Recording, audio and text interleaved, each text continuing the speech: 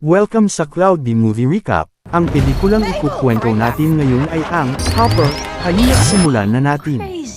Sa isang simpleng paaralan sa gilid ng bayan, may isang batang babae na nagngangalang Mabel Tanaka. Hindi siya katulad ng ibang mga bata.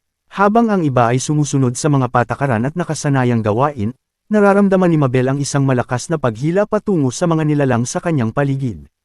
Isang araw, hindi na niya ito kayang baliwalain kaya sinubukan niyang pakawalan ang mga hayop na nasa loob ng silid-aralan. Ang inakala niyang gawa ng malasakit ay mabilis na nauwi sa kaguluhan. Lumilipad na mga pakpak, nagtatakbuhang maliliit na paa, at natatakot na mga boses ang pumuno sa silid.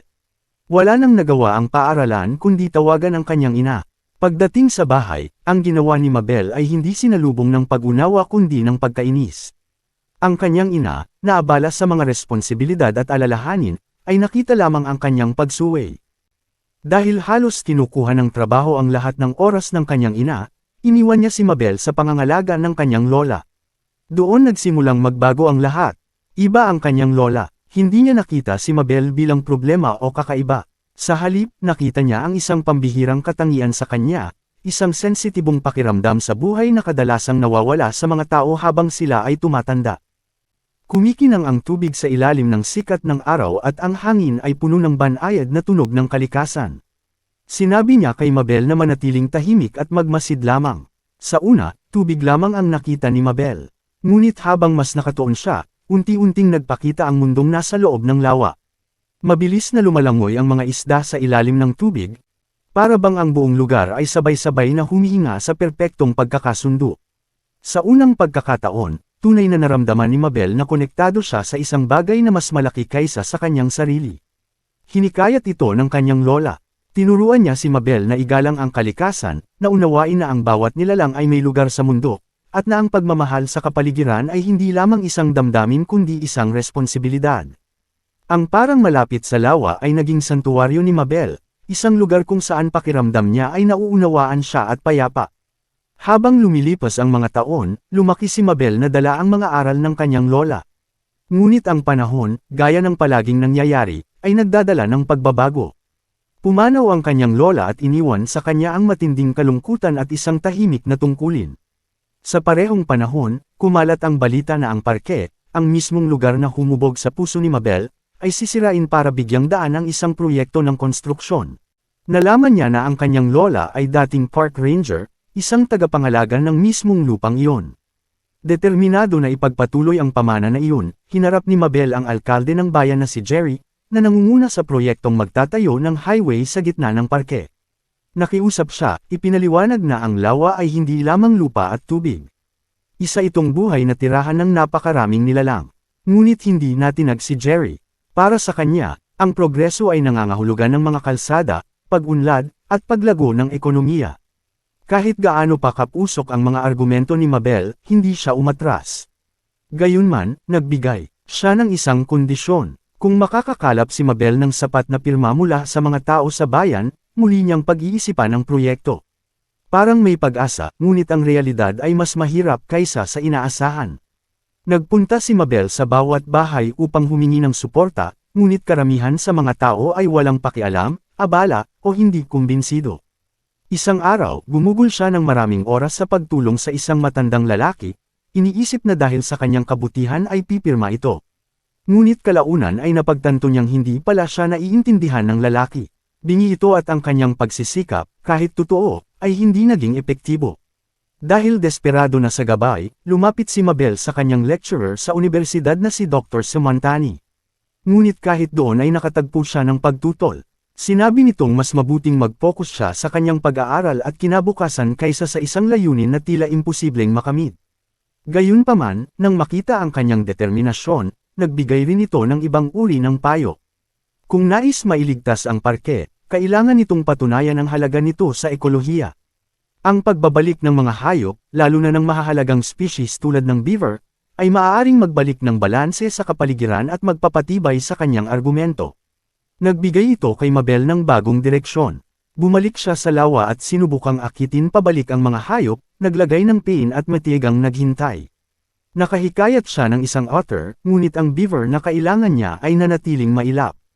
Hindi sumuko si Mabel. Sinundan niya ang isang beaver na nakita niya, ngunit nasaksihan niya ang isang bagay na lubos na hindi inaasahan. Umakyat ang beaver sa isang itim na van. Nalito at nag-usisa si Mabel kaya sinundan niya ito, na nagdala sa kanya sa isang laboratorio sa kanyang campus. Sa loob, may nakita siyang kahangahangang bagay. Ang mga hayop, kabilang ang otter, ay malayang gumagalaw sa loob ng pasilidad at bawat isa ay may dalang pagkakakilanlan na parang doon talaga sila nabibilang. Mas nakakagulat pa ang katotohanan sa likod nito. Sina Dr. Simantani at isa pang mananaliksik na si Dr. Nisa ay nagsasagawa ng mga eksperimento upang makipag-usap sa mga hayop. Nakagawa sila ng mga robotic na katawan ng hayop na konektado sa kamalayan ng tao sa pamamagitan ng brain interface. Sa paggamit ng sistemang ito, maaaring pumasok ang isang tao sa katawan ng hayop at kontrolin ito. Para kay Mabel, hindi lamang ito agham. Isa itong pagkakataon. Kung magiging isa siya sa mga hayop, maaari niyang kausapin ang mga ito, kumbonsihin silang bumalik sa parke, at ibalik ang balanse ng ekosistema.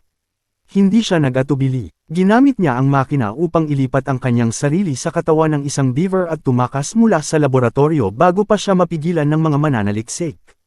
Ngunit hindi naging madali ang kanyang pagtakas. Sa kanyang pagtakas sa laboratorio, bigla siyang sinunggaban ng isang kwago at lumipad sa himpapawid. Natarante siya ngunit lumaban hanggang sa makawala, ngunit nahulog siya sa kagubatan sa ibaba. Nang magkamalay siya, nagbago na ang lahat. Naririnig na niya sila. Ang bawat kaluskos, bawat huni, bawat ungol ay may kahulugan. Ang mga hayop ay nagsasalita at naiintindihan niya ang mga ito. Ang mundong dati niyang pinagmamasdan lamang mula sa malayo ay tuluyan ng nagbukas para sa kanya. Puno ng pananabik, hinanap niya ang mga beaver. Ngunit naging magulo ang kanyang paraan. Dahil sa pagmamadali, pinilit niya ang mga hayop na makasalubong niya na magbigay ng sagot. Sa halip na tumulong, naging maingat at mailap ang mga ito. Isa-isa silang tumangging makipagtulungan. Sa huli, nakilala niya ang isang otter na nagngangalang Loaf. Umaasang magiging iba ang pagkakataong ito, sinubukan ni Mabel na hikayatin siyang bumalik sa lawa. At isama ang iba, ngunit walang interes si Loaf sa kanyang misyon. Para sa kanya, isa lamang si Mabel na tagalabas na nag-uutos. Bago pa lumalim ang kanilang pag-uusap, dumating ang panganib. Lumitaw ang isang oso na nagngangalang Alan na balak hulihin si Loaf. Dahil sa likas na kilos, nakialam si Mabel at iniligtas siya. Ngunit sa halip na pasasalamat, galit ang kanyang natanggap. Pinagalitan siya ni Loaf at ipinaliwanag na ginulo niya ang likas na kaayusan. Sa ilang, ang kaligtasan ay sumusunod sa sariling mga batas at sa pakikialam niya ay nilabag niya ang mga ito.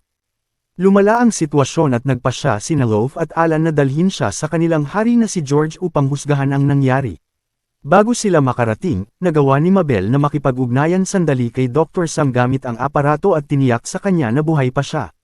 Sa kabilang panig, desperadong sinubukan ni Dr. Sam na matuntan ang kanyang lokasyon ngunit iisa lamang ang nakumpirma ng signal. Nasa malalim siyang kagubatan, malayo sa mga lugar na madaling marating ng mga tao. Sa kalaunan, nakarating sila sa isang maluwang na lugar na kakaiba sa lahat ng nakita ni Mabel. Puno ito ng ibawuso ibang uri ng hayop na nagtipon at gumagawa ng tila organisadong gawain. Sa kanyang pagtataka, gumagawa sila ng sabayang galaw na parang ehersisyo sa umaga na sinusundan ng hindi nakikitang ritmo. Kakaiba ito at medyo nakakatawa, ngunit nagpapahiwatig ng mas malalim na bagay, isang lipunang may kaayusan at pagkakaisa. Nang matapos ang ehersisyo, dinala si Mabel kay George. Siya ay kalmado, mapagmasid, at may awtoridad na hindi na kailangang ipahayag ng malakas. Agad na iniulat ni Loaf at Alan ang nangyari at inakusahan si Mabel ng paglabag sa mga batas ng kalikasan. Sa halip na agad siyang husgahan, pinili ni George na unawain muna siya. Dinala niya si Mabel sa isang paglalakad sa kagubatan at ipinakita kung paano namumuhay ang mga hayop.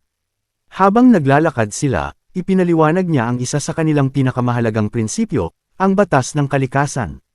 Nanghuhuli ang mga mandaragit at tumatakas ang mga biktima, at hindi dapat gambalain ang siklong ito. Hindi ito kalupitan kundi balanse. Nakinig si Mabel ngunit nahirapan siyang tanggapin ito. Sa paglalakbay na iyon, may isa pa siyang mahalagang natutunan. Ang lahat ng hayop na nakatira roon ay dating nakatira sa parke. Napalayas sila at napilitang iwanan ang kanilang tahanan at tinanggap sila ni George sa kanyang teritoryo. Iyon ang dahilan kung bakit nagtitiwala sila sa kanya at kung bakit sila payapa roon. Nang ipaliwanag ni Mabel ang kanyang layunin, puno ng pagmamakaawa ang kanyang mga salita. Sinabi niya kay George ang tungkol sa mga tao, sa kanilang planong sirain ang parke, at sa kanilang pagiging makasarili. Nakiusap siya na bumalik sila at bawiin ang kanilang tahanan. Ngunit tumanggi si George. Para sa kanya, hindi naligtas ang parke. Maingay ito, mapanganib, at hindi na matitirhan. Upang patunayan ito, dinala niya si Mabel pabalik doon. Sa una ay hindi niya naunawaan ang ibig sabihin ni George. Tahimik ang parke para sa kanya, ngunit may napansin siyang kakaiba. May mga speaker nakatago sa mga puno. Naglalabas ang mga ito ng napakataas na tunog na hindi naririnig ng tao ngunit napakasakit sa pandinig ng mga hayop. Iyon ang dahilan kung bakit silang lahat ay tumakas. Agad niyang sinubukang sirain ang isa sa mga aparato. Ngunit bago pa siya magtagumpay, napigilan siya ng isa sa mga assistant ni Dr. Sam na nakatuntan sa kanyang kinaroroonan. Doon, labis na, nag-aalala sina Dr. Sam at Dr. Nisa. Mas matagal na nanatili si Mabel sa katawan ng hayop kaysa sa kahit anong pagsubok na ginawa nila noon. Hindi nila alam ang mga posibleng panganib at natatakot sila kung ano ang maaaring mangyari sa kanyang isipan. Sa kalaunan, dahil sa kanyang pagsisikap, nagsimulang bumalik ang mga hayop sa parke. Sa sandaling iyon, tila naging matagumpay ang lahat. Muling naging buhay ang lupain tulad ng dati. Naniniwala si Mabel na natupad na niya ang kanyang misyon kaya naghanda siyang umalis. Ngunit pinigilan siya ni George. Inalok siya nito ng lugar sa kanilang grupo, hindi bilang tagalabas kundi bilang isa sa kanila. Nakita nito ang tapang, katapatan, at ang kanyang kagustuhang ipaglaban ang isang mas mahalagang layunin. Nais niyang maging tagapayo si Mabel. Ngunit tumanggi si Mabel. Kahit gaano pa katagal siyang nanatili sa katawan ng hayop, alam niya ang katotohanan. Hindi siya tunay na isa sa kanila. Hindi siya ganap na kabilang sa kanilang mundo. Sinubukan niyang ipaliwanag iyon ngunit bago pa man matapos ang sandali, muling dumating ang sakuna. Bumalik ang mga tao. Umalangaw-ngaw ang mga pagsabog habang sinisira ang ilang bahagi ng lugar. Nagtanim sila ng mga bagong puno ngunit nakatago sa loob ng mga ito ang mas marami pang high-frequency na speaker. Sa pagkakataong ito, hindi na sila nag-atubili. Bumalik sila sa kagubatan. Sa harap ng kabiguan, napagtanto ni Mabel na hindi na siya maaaring manatiling tagapanood lamang. Tinanggap niya ang alok ni George at naging kanyang tagapayo. Matapang ang kanyang unang mungkahi. Kung hindi sapat ang isang grupo ng hayop, kailangan nila ang lahat. Iminungkahi niya na tipunin ang mga pinuno ng bawat uri ng hayop upang bumuo ng isang alyansa. Isa-isa silang dumating. Ipinaliwanag ni George ang sitwasyon at sinubukang pag-isahin sila. Ngunit hindi nila siya iginalang. Para sa kanila, isa lamang siyang pinunong Naple Ayers na nabigong ipagtanggol ang kanyang lupain. Wala silang interes na tulungan siyang labanan ng mga tao. Doon humakbang si Mabel. Nagsalita siya hindi bilang tao o pinuno kundi bilang isang taong nakakita sa dalawang panig. Ipinaliwanag niya ang panganib ng mga frequency device, ang kasakiman ng mga tao, at kung ano ang mangyayari kung walang kikilos. Guguho ang mga kagubatan. Mawawala ang mga tirahan ng mga hayop. Isa-isa nilang mawawala ang kanilang tahanan. Unti-unting tumimo ang kanyang mga salita sa kanila. Sa una ay nag-aatubili, ngunit kalaunan ay pumayag silang tumulong. Ngunit ang kanilang ideya ng pagtulong ay mas matindi kaysa sa inaasahan ni Mabel. Nais nilang patayin si Jerry. Nabigla si Mabel. Hindi yun ang kanyang layunin. Nais lamang niyang pigilan ang proyekto, hindi ang kumitil ng buhay. Nang tutulan niya sila, nagalit ang reyna ng mga insekto at itinuring si Mabel na isang taksil. Mabilis na lumala ang sitwasyon. Sa gitna ng kaguluhan, lumaban si Mabel at sa isang sandaling hindi niya nakontrol ang sarili, napatay ang reyna ng mga insekto. Natahimik ang lahat, ngunit agad itong napalitan ng galit. Agad na nabuwag ang alyansa. Hinabol ng mga hayop sina Mabel at George nang walang awa. Tumakas sila hanggang makarating sa gilid ng bangin at nahulog sa rumaragasang ilog. Tinangay sila ng malakas na agos palayo. Nang makarating sila sa ligtas na lugar, lumabas ang galit ni George. Dahil kay Mabel, nawala ang tiwala sa kanya ng ibang mga pinuno. Ngayon ay itinuturing siyang taksil ng kanyang sariling uri. Sinubukan ni Mabel na ipaliwanag na ang lahat ng ginawa niya ay para protektahan sila at iligtas ang kanilang tahanan. Hindi niya ginusto ang nangyari. Nang makita ni George ang kanyang determinasyon at ang pagtanggi niyang sumuko kahit nagkamali ang lahat, unti-unting nawala ang galit nito. Pinili niyang patawarin siya at tulungan siya. Hindi sila nag-iisa ng matagal.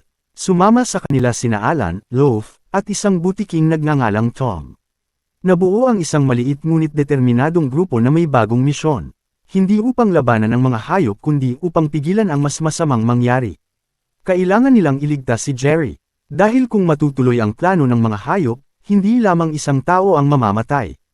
Maaari itong magsimula ng digmaan sa pagitan ng tao at kalikasan. Samantala, walang kamalay-malay si Jerry sa panganib habang naghahanda siya para sa isang mahalagang araw ng kanyang kampanya.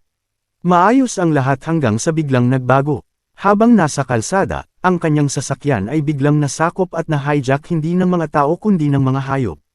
Nasa loob sina Loaf, Tom, at si Mabel sa katawan ng beaver. Natakot at nalito si Jerry at hindi niya maintindihan ang nangyayari. Gamit ang isang translation tool, sinubukan ni Mabel na balaan siya. Sa una ay inisip niyang imposible iyon. Ngunit nang dumami ang mga hayop na lumalapit, napilitan siyang maniwala. Pinilit nila siyang tumakas. Sa gitna ng pagtakas ay nagkaroon ng kaguluhan. Dahil sa isang pagkakamali, may ilang hayop na nahulog mula sa sasakyan. Nailigtas sila ngunit si Mabel ay nanatili kasama si Jerry habang papalapit ang bagong panganib mula sa itaas. Ang pinakamalaking problema ay ang komunikasyon. Hindi maintindihan ni Jerry si Mabel. Dahil desperado na, ginamit ni Mabel ang aparato ni Dr. Sam upang direktang makipag-ugnayan sa kanya. Sa wakas ay narinig ni Jerry ang kanyang mensahe. Ngunit kahit noon ay nahirapan pa rin siyang tanggapin ang katotohanan. Dahil sa tensyon, naaksidente ang sasakyan at bumangga. Pareho silang nagulat ngunit buhay. Sinubukan ni Mabel sa huling pagkakataon na kumbinsihin siyang itigil ang proyekto ngunit tumanggi si Jerry. Sa halip, hinuli niya si Mabel at dinala pabalik sa laboratorio. Nang makabalik si Mabel sa kanyang katawan bilang tao, pakiramdam niya ay parang malayo ang lahat. Si George, na nasa katawan pa rin ng beaver, ay sinubukang gisingin siya ngunit hindi niya lubos na nauunawaan ang nangyari. Pagkatapos ay muli siyang nawalan ng malay. Nang magising siya, mas lumala na ang sitwasyon. Siya at si Jerry ay nakatali sa loob ng laboratorio. Sina Dr. Sam at Dr. Nisa ay bihag din. Ang mga hayop, na ngayon ay pinamumunuan ni Titus na pumalit sa kanyang ina, ang may kontrol. Natuklasan ni Titus ang lahat. Gamit ang parehong teknolohiya, nagbago siya sa anyo ng tao at ginamit ang anyo ni Jerry. Nakakatakot ang kanyang plano. Gagamitin niya ang mga speaker hindi lamang sa mga hayop kundi pati sa mga tao upang maranasan din nila ang parehong paghihirap. Napagtanto ni Mabel na ang mga naging bunga ng kanyang ginawa ay lumala ng higit sa kanyang inaasahan. Humingi siya ng paumanhin kay George ngunit masyado na itong nasaktan upang sumagot. Wala na siyang ibang pagpipilian kaya humingi siya ng tulong kay Jerry, ang mismong taong kanyang nilabanan. Kung wala silang gagawin, maraming inosenteng tao ang magdurusa. Sa unang pagkakataon, pumayag si Jerry. Gamit ang aparato, pumasok siya sa katawan ng isang hayop at sumama kay Mabel. Magkasama silang nagmadaling pigilan si Titus. Dumating sila sa tamang oras. Habang naghahanda si Titus na gamitin ang aparato, sinubukan ni Mabel na kausapin siya ngunit tumanggi itong makinig. Nagkaroon ng magulong labanan ngunit sa tulong nina Jerry, Dr. Sam, at Dr. Nisa, nagawa nilang pigilan siya at ibalik sa kanyang tunay na anyo. Sa sandaling iyon, tila tapos na ang lahat. Ngunit nagdala pa ng bagong sakuna ang nangyari. Dahil sa sirang circuit, nagliyab ang apoy. Mabilis na kumalat ang apoy sa kagubatan at nilamon ang lahat ng madaanan nito. Sa gitna ng kaguluhan, nasugatan si George habang sinusubukang tulungan si Mabel. Mas matindi pa sa lahat ang naramdamang guilt ni Mabel. Sa kanyang pakikipaglaban upang iligtas ang parke, muntik na niyang mawala ang kaibigang nagtiwala sa kanya. Sa tulong nina Alan, Loaf, at Tom, dinala nila si George sa ligtas na lugar. Ngunit patuloy na kumalat ang apoy at nagbanta hindi lamang sa kagubatan kundi pati sa kalapit na lungsod. Sa huling sandali ng pagkakaisa, nagbigay ng utos si George. Sirain ang dam. Nagtulungan ang mga hayop upang wasakin ito at pinakawalan ng malakas na agos ng tubig. Kumalat ang tubig sa buong lupain, pinatay ang apoy at iniligtas ang kagubatan at ang lungsod. Nang matapos ang lahat, bumalik ang katahimikan. Ngunit sa pagkakataong ito ay payapang katahimikan. Matapos masaksihan ang lahat, sa wakas ay naunawaan ni Jerry ang katotohanan. Ang mga hayop ay hindi hadlang. Sila ay mga buhay na nilalang na may sariling mundo, sariling damdamin, at sariling karapatang mabuhay. Itinigil niya ang proyekto at tumulong sa pagpapanumbalik ng kagubatan. Lumipas ang panahon. Nagtapos si Mabel at bumalik sa laboratorio upang humingi ng paumanhin sa mga naging bunga ng kanyang ginawa. Kahit na natigil ang proyekto ng pananaliksik, pinatawad siya ni Dr. Sam at tinanggap bilang kanyang assistant. Magkasama nilang sinimulan ang bagong layunin, ang paghahanap ng mas ligtas na paraan upang makipag-ugnayan sa mga hayop. Isang araw, bumalik si Mabel sa kagubatan. Wala na ang aparato kaya hindi na niya kayang magsalita ng wika ng mga hayop. Ngunit nang muli niyang makita si George, hindi na kailangan ng mga salita. Nagkaintindihan sila, hindi bilang tao at hayop, kundi bilang magkaibigan.